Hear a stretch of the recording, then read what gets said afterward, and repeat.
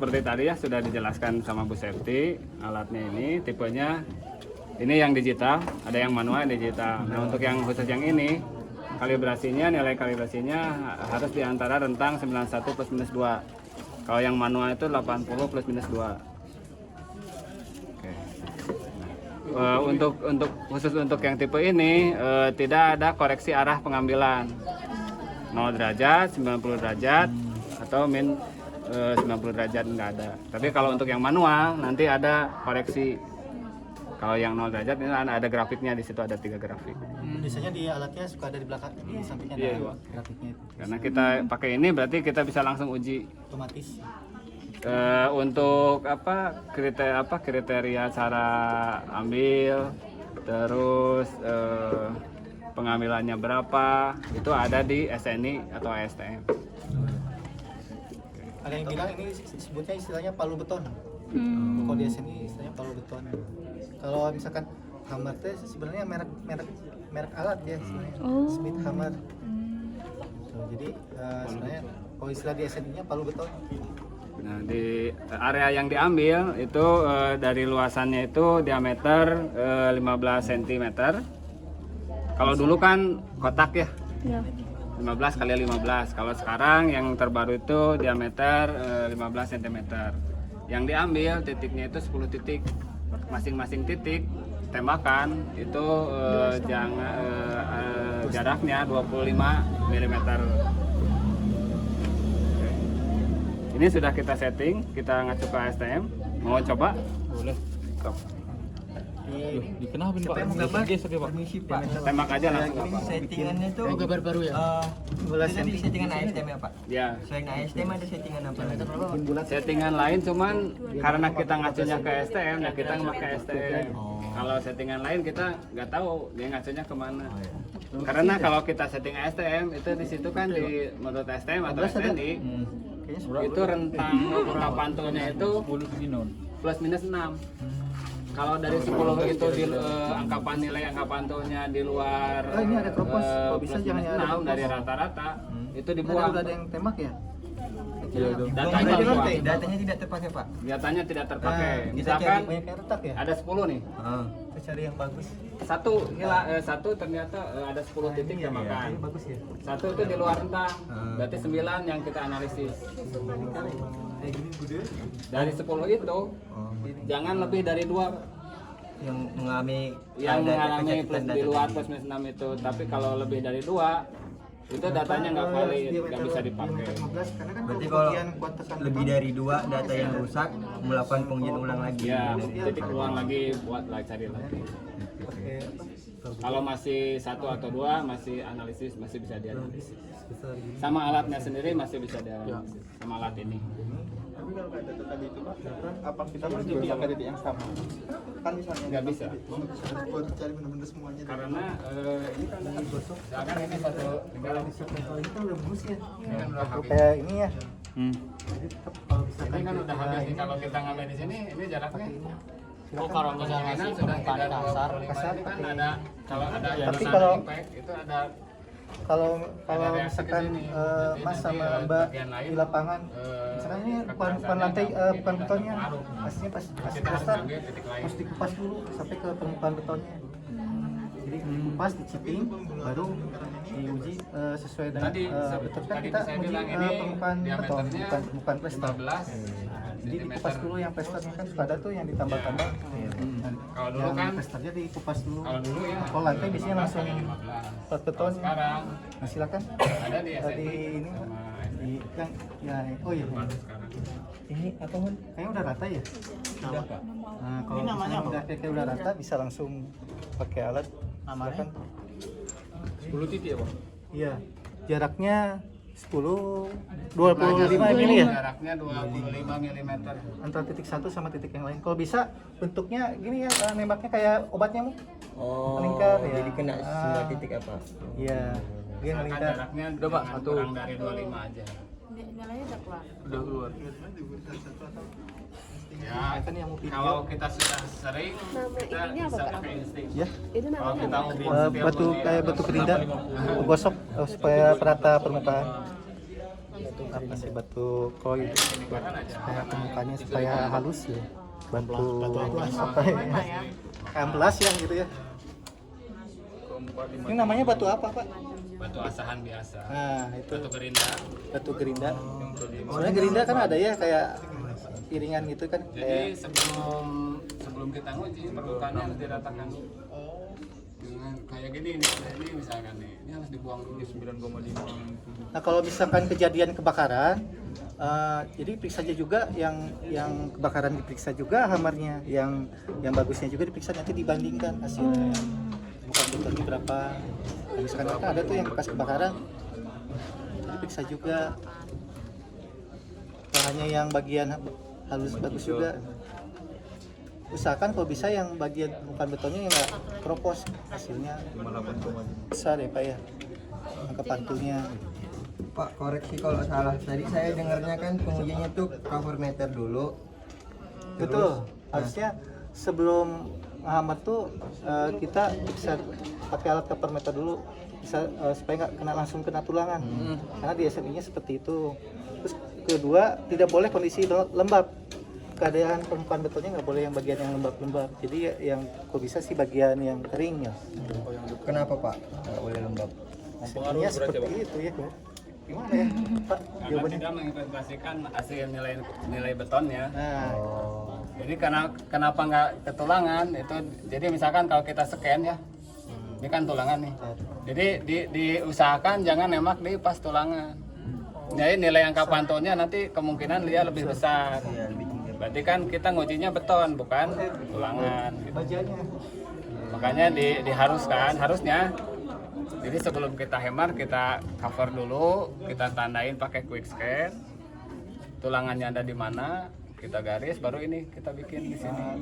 Terus kalau Mas sama Mbak kalau disuruh sama PPK pas nguji beton pakai hammer jangan bagian bawah aja, direndam. Jadi jangan hanya di bagian bawah karena bawah pasti besar. Karena kan kalau kita ngecor tumpukan agregatnya tuh pada banyak yang di bawah. Kalau bisa tengah, atas juga di hammer gitu. Jadi kalau misalkan di pilar nih, pilar kolong kan. Itu nggak hanya bagian bawah aja tapi tengah juga sama atas juga maupun di abutment juga seperti itu. Jadi jangan itu saya minta periksa itu yang bagian bawahnya aja, jangan. Kita sebagai misalkan nanti kalau ibu sebagai audit inspektor plus PHO itu harus ngerendam bawah tengah atas tuh terus di rata-rata Satu ya. di rata. Yang lain. Nah ini kalau Mas tuh ngambilnya baru 1 titik ya, belum. Kalau misalkan ini udah 10 bukan, itu tuh baru 10 titik, 10 dalam satu lingkar ini masih 1 titik. Kita ambil beberapa aja. Nah, nanti ambil lagi. Kan ada nanti kan kita punya beberapa data nih. Tapi kalau Nanti kita Kalau alat ini analisis. nggak apa-apa yang derajatnya sampai 90. kalau ini nggak ada koreksi arah tembak. Kan kita bisa dengan Kalau pakai yang dengan manual, lihat dia deviasi, isinya sudah di alatnya ada kita bisa grafiknya. tahu homogen. Nah itu harus ada koreksi minus 90 plus minus 90 kan ya. Kalau deviasi ini berarti Pak, kalau biasanya di jembatan pakai hammer gini atau yang satunya Pak yang ada koreksinya? Yang manual. nah Biasanya tergantung yang punyanya. Kalau di lapangan Iya di lapangan misalkan BPJN-nya tuh punyanya hammer yang manual, boleh. pakai yang manual. Terus biasanya kalau udah pakai manual itu terus ngambil sampelnya mana aja Pak? Plat lantai. Nah, untuk ngambil sampelnya, kalau kita kan engineering ya, nah kita harus sampling sesuai dengan sampling. Kita kan sudah tahu nih permukaan betonnya tuh mana yang keropos. Jangan dia minta, ini saya ini minta sudah yang itu ngambil yang bagian suhu ini. keropos. Datanya sudah Karena pasti nilainya besar. Itu Terus nanti transfer ke Mas bawa alat Jadi, ini, dari alat situ cover meter, supaya nggak kena tulangan tuh. ada beberapa Mas ini hebat, data nanya kan kita tadi ya, ambil dulu. jadi paham. Jadi yang Kalau itu yang pengen bagian lembab analisis karena dia secara apa aplikasi istilahnya bisa. si Kita betonnya ambil kurang 10 data. kurang bagus gitu ya. Kita Yang analisis bagian yang deviasinya lembab, berapa. kok bisa yang bagian kering. Rata-rata. Kalau kalibrasinya ini gimana? Ya. Kalibrasi. Nah kalibrasinya salah satu tadi ada yang di Hammer link namanya. tadi ada Unreal yang di bawah. Biasanya hammer yang link, bagian tadi. nanti, kalau Nah, misalkan berdasarkan, udah 10, kita ambil tipe 10, alatnya. dari 10 itu bisa Batasannya kan kalau yang analisis kalau yang deviasinya berapa, manual 70 berapa ya? nanti rata-ratanya berapa. Nah itu ada kalau misalkan dia 70 dapatnya dibagi 78 kali berarti kan ada Tergantung koreksi dari alat, kalau alat ini bisa mutu betonnya, kalau alat ini nggak tahu. ada koreksi alat dikali lagi. Kalau manual ya manual. Tapi ini jadi tidak boleh, kan orang banyak yang bilang ini bisa jadi kuat tekan beton. Ya X bar min 1 gitu kan ya, min 1 min X. Makanya ini kan ya. mau keseragaman mutu permukaan Berapa, beton, standar deviasi bukan berapa. bukan kuat tekan seperti real kayak di kordil ya, kita tes beton aslinya gitu. Enggak. Makanya ada beberapa macam, sebenarnya kayak alat pundit juga bisa untuk Tergantung buat kita tekan pakai beton alatnya, juga. pakai alat yang mana. Kalau kita Pundit, manual, ya kita hammer, ngikutin terus yang manual. pistol beton yang Kalau short kita top pakai juga alat bisa. digital yang digital karena nggak bisa disamakan. Cuma lebih akurat tuh pakai kordil, yang kedua pakai yang insor, cuma insor tuh merusak dia destruktif karena dia ditembakkan dia ngerusak ke betonnya, dia ada prop lagi ke dalam. Dulu kita ada alatnya cuma sekarang udah nggak digunakan lagi karena Juga kan dulunya tentu mereka punya mahal, seperti itu. harus dari Swiss. Masih pakai Kalau udah merusak gitu langsung otomatis diperbaiki. kita harus tahu juga kan Langsung cara diperbaiki manual lagi. seperti apa. Nah, Seperti ini aja, ibu lagi. Mbak, kalau waktu ngekor kan nggak mungkin dibiarin Ngekotnya nanti dia kalau harus, habis. kalau misalnya kena tulangan dia Tapi diusahakan dari satu diusahakan pengujian kita itu jangan menggunakan besinya tuh dua alat yang berbeda. kan pasti ada yang kena tuh kena besinya, ngasih besinya pakai besi yang mutu besinya sesuai dengan yang di lapangan lebih besar dari yang di lapangan. Kasih besi lagi Nah, berarti sesuai kalau dengan emang Apalagi kita dari misalkan sana tuh pakai manual. nah, kita pasang bisa dengan kawat atau dilas seperti itu. Tadi kan yang Jadi manual dipasang kan lagi, baru dicor mutu betonnya yang bisa cepat kering, kayak kan sekarang banyak yang kayak produk-produk seperti Sika, Postrol, ada yang dari produk-produk yang itu yang cepat kering, tapi mutunya harus lebih dari besar daripada yang di lapangan. Itu kalau misalkan yang keluar itu tuh utilitas. maupun yang tadi ada Bu Septi bilang apa yang buat apa tuh karbonasi itu dia ngebor pakai larutan penoptalin, terus juga ngebornya juga harus ditutupin juga. Seperti itu. Nah untuk menghambat jangan asal-asalan, apa ya asal-asalan tuh kadang kan suka gini ya, maaf ya Pak. Ya, Mas. Gitu kan dia ngerusak per, sini ada per, ada pegasnya. Jadi dia pernya nanti tambah apa? Ya, kendor gitu. Jadi nggak sesuai dengan hasilnya. Jadi kalau bisa konstan. Jadi nggak terlalu keras. Dua kali. Barusan bagus ya Mas. Jadi dengan perasaan. Tuh, jadi jangan busuk-busuk gitu apa sih busuk-busuk cepat gitu.